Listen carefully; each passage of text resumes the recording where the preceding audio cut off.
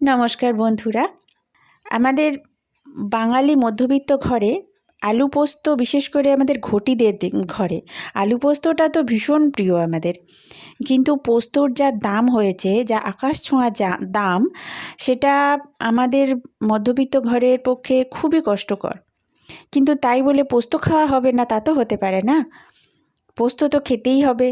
আর সেটা যদি কাউকে না জানিয়ে খাওয়ান, তাহলে সে বুঝতেই পারবে না যে পোস্ত খাচ্ছে না অন্য কিছু। কিভাবে সেটা বানাবো, পোস্ত ছাড়া আলু পোস্ত কিভাবে এত সুন্দর খেতে হয়, চলুন দেখে নিই ঝটপট রেসিপিটা।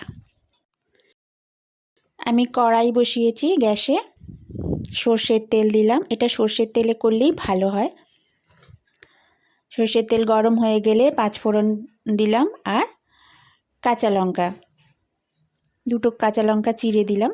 এবারে সরু সরু করে কেটে রাখা পেঁয়াজ, সেটাও দিয়ে দিলাম তেলের মধ্যে। পেঁয়াজটা একটুখানি ভাজা ভাজা করছি, খুব বেশি ভাজা হবে না, অল্প একটুখানি ভাজবো। গ্যাসের ফ্লেমটা আমি বাড়িয়েই রেখেছি, হাইতেই আছে।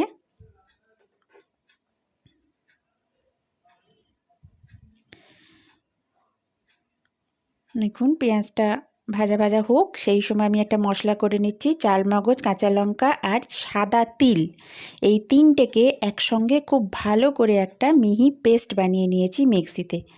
দেখুন পেঁয়াজ ভাজা হয়ে গেছে, আমি আলু আর কপি এতে দিয়ে দিলাম। যেহেতু এখন কপির সময়, সেই জন্য আমি কপি দিয়েছি, আপনারা চাইলে কপিটা নাও দিতে পারেন। আলু ডুমো ডুমো করে কেটে নিয়েছিলাম। এবার কপি আলু একসঙ্গে একটু ভাজা করে নিচ্ছি, মানে একটু হালকা হালকা ভাজা করে নিচ্ছি আমি। কপি আলুটা ভালো মতন একটু ভাজা হয়ে গেলে চালমগজ, সাদা তিল আর লঙ্কার যে পেস্ট আমি বানিয়েছিলাম সেটা দিয়ে দিলাম। বাটি ধোয়া জলটা দিয়ে দিলাম, খুব বেশি জল দেবেন না। এবারে স্বাদ মতো নুন দিলাম। সমস্তটা ভালো করে মিশিয়ে নিচ্ছি।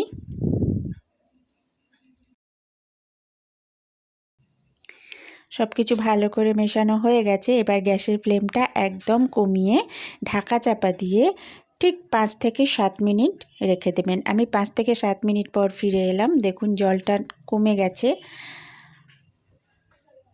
জলটা অনেকটাই কমে গেছে, কিন্তু আলুও সেদ্ধ হয়ে গেছে।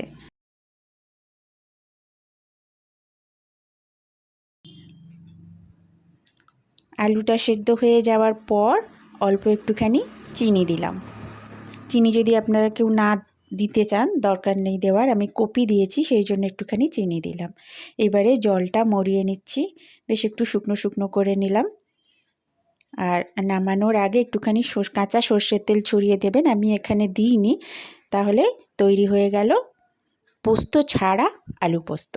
ভীষণ ভালো লাগে গরম গরম ভাতের সঙ্গে। তো বন্ধুরা, আমার এই রেসিপিটা আপনাদের কেমন লাগলো অবশ্যই জানাবেন। যারা আমার পাশে আছেন তাদের অজস্র ধন্যবাদ।